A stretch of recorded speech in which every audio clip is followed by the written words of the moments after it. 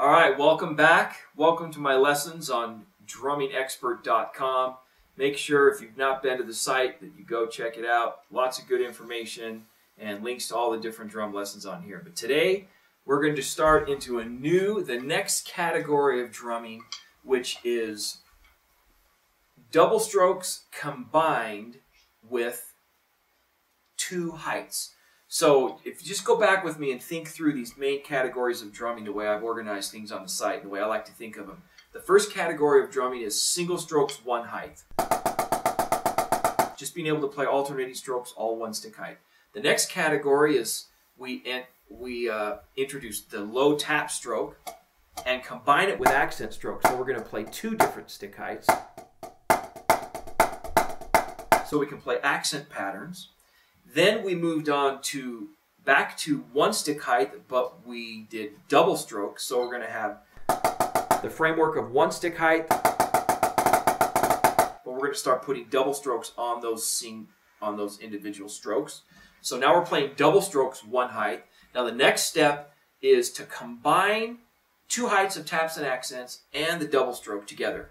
And there's a whole category of rudiments and figures that fall into this area of drumming. And we're going to start from the most basic one, which is the paradiddle and the other associated paradiddle rudiments.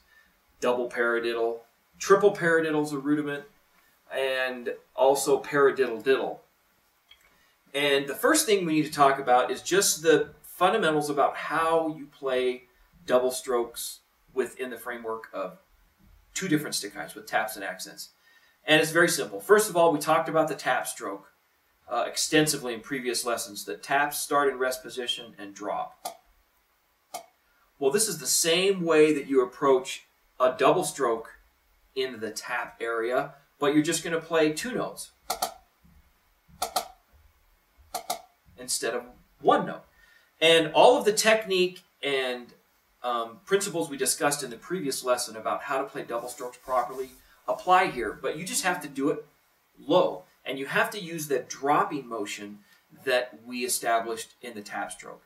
Now, in the beginning, we talked about your tap height being 2.5 to 3 inches, and this part of the stick should be slightly higher than the bead.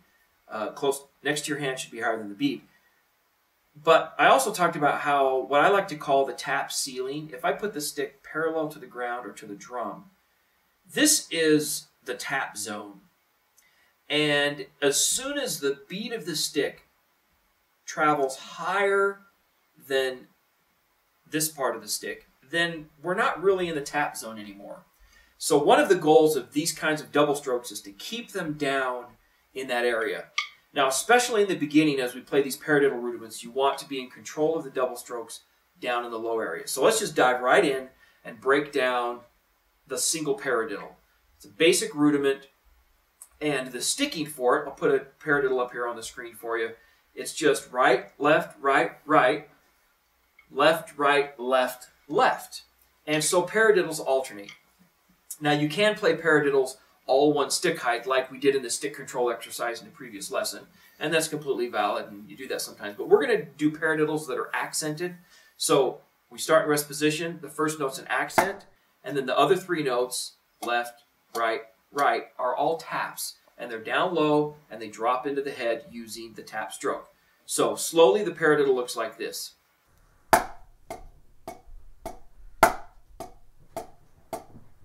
Okay, now that's very, very slow, just so you can see the sticking.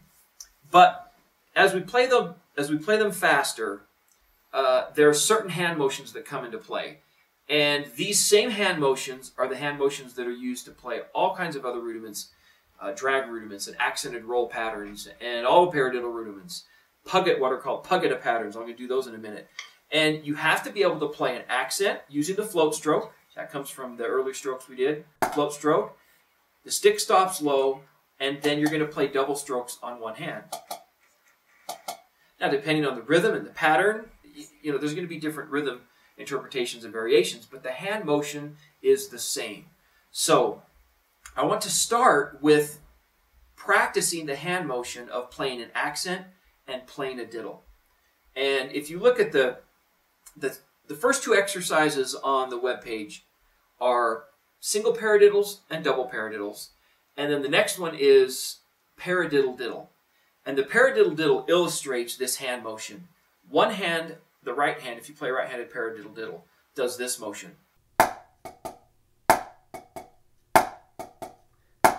And that is where you need to start to master this area, because it's an accent and then a diddle. Accent, diddle. Accent, diddle. I use my hand, I use my fingers, a little bit of rebound, and I got to make sure that both those diddles are strong and even, just like any other kind of diddle that we worked on in previous lessons. So that individual hand motion can be practiced on. You can practice that on each hand. Notice that after I play the diddle, the stick floats right back up, so I have this flowing motion between the accents and the taps. So practice that hand motion slowly. Okay, now let's take that hand motion back and apply it to the paradiddle. If I play medium speed paradiddles, accented paradiddles,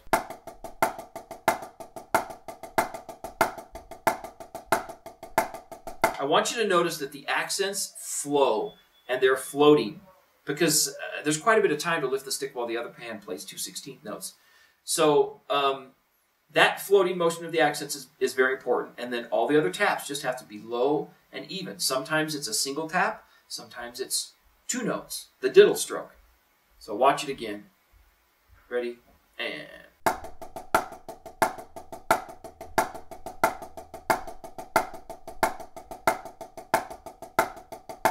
That's what the single paradiddle looks like. Now the double paradiddle is the same hand motions, they're just more singles, more single strokes before you get to the diddle. So double paradiddle is double paradiddle, double paradiddle. It's a 6/8 rudiment or a 12/8 rudiment. It's triplet based. 1, 2, 3, double paradiddle, double paradiddle, double paradiddle. So let me play a few of those for you. Double paradiddle, ready and go.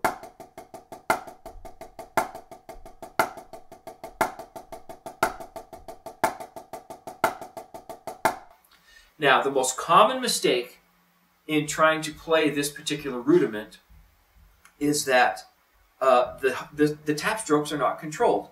The accent comes in, and sometimes people will lift the other tap. Just all kinds of things go wrong. At the end of the day, all it is not playing all of the strokes down in the tap zone the way they should be, even and smooth. All the taps should sound the same. Every accent should flow up smoothly and accelerate down. The float stroke style of motion is very, very important. So let's look at the first exercise, single paradiddles for one measure, and then we change time signatures and do double paradiddles for, 4 double paradiddles for a whole measure. And the whole thing's going to sound like this. Keep the 16th note constant all the way through. 1 E and a 2 E and a, ready, go.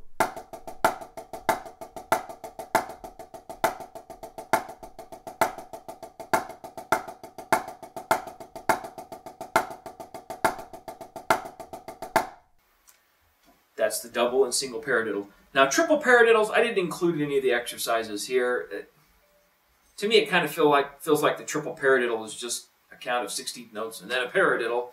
But it is a rudiment on the rudiment list, and I had a good friend that liked to use the saying for triple paradiddles. It's a triple paradiddle, it's a triple paradiddle, and that gets your diddle in the right place. But it's para-diddle, 3 paras, para-diddle, para-diddle. That's the triple paradiddle.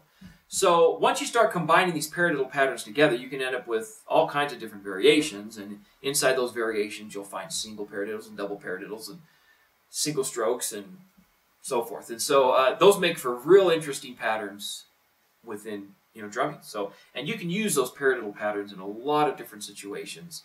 And on the drum set, and even when you play keyboard instruments, you have to play, many times you have to do a double stroke on one hand to make your stickings work, and you're actually doing kind of a form of a paradiddle pattern when you do that. So to be able to play these well and play 2 notes on one hand within the context of 16th notes is very, very good and has a lot of application in many different areas of drumming and percussion.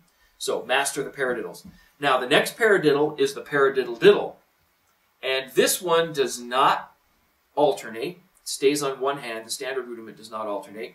But it's just like the rudiment says. Paradiddle-diddle, paradiddle-diddle. So faster those are.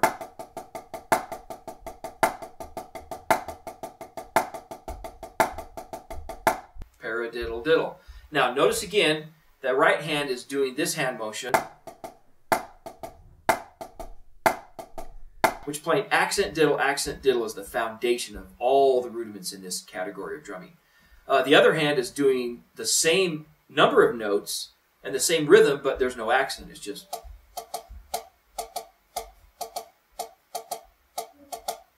So now the exercise on the page, on the web page, I really like, and that is we start with the right hand motion, then we add one note on the left hand, the single note, and then we add the diddle stroke of the left hand to complete the paradiddle. It's like a paradiddle build-up, if you will, gradually adding the notes of the left hand until we have the full paradiddle-diddle. So follow along with this exercise. I'll put this one up on the screen, and you can see this paradiddle build-up exercise. Fabulous exercise. 1, 2, 3, and.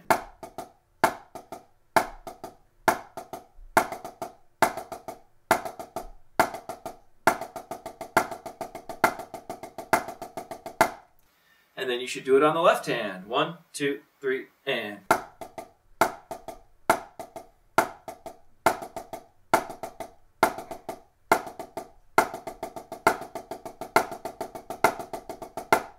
There you go, paradiddle-diddles. Now paradiddle-diddles are really pretty cool because once you get this hand motion going and get your speed build up,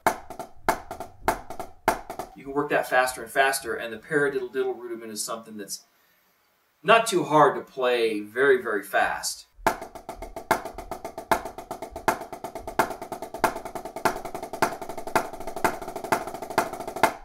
So that's a lot of fun. You can go faster and faster, clear, 30-second note speed.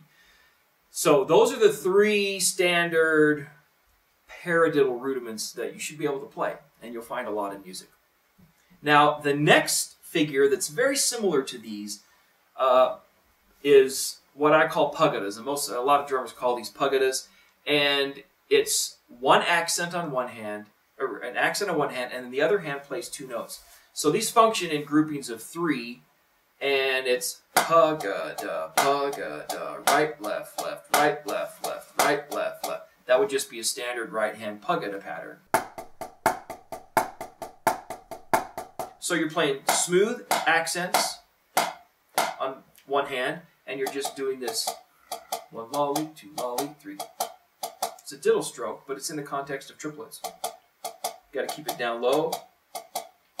Put it together.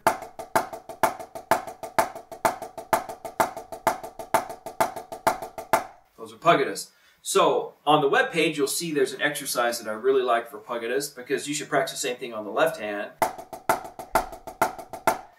And you can combine an accent pattern. It's a triplet accent pattern, but it uses pug-gud-das to move the accents back and forth to the right and left hand. So you can look on the page there. This is a pug-gud-da exercise that I think is very, very good to master. 1, 2, 3, 4.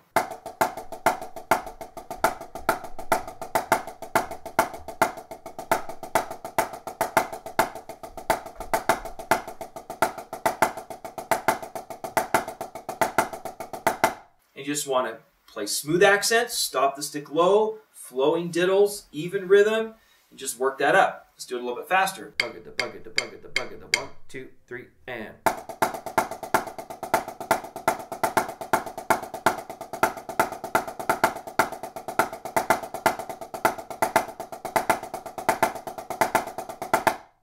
Those are pug-gud-das. If you can play that exercise, you can throw that in later on when we get to backsticking and some other cool stick trick stuff.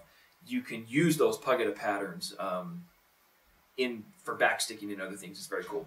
Those are also a pattern that if you can play that pattern, those patterns very, very well, you can apply that to drum set and jazz and swing drumming. You can do a lot of very cool things around the kit with those.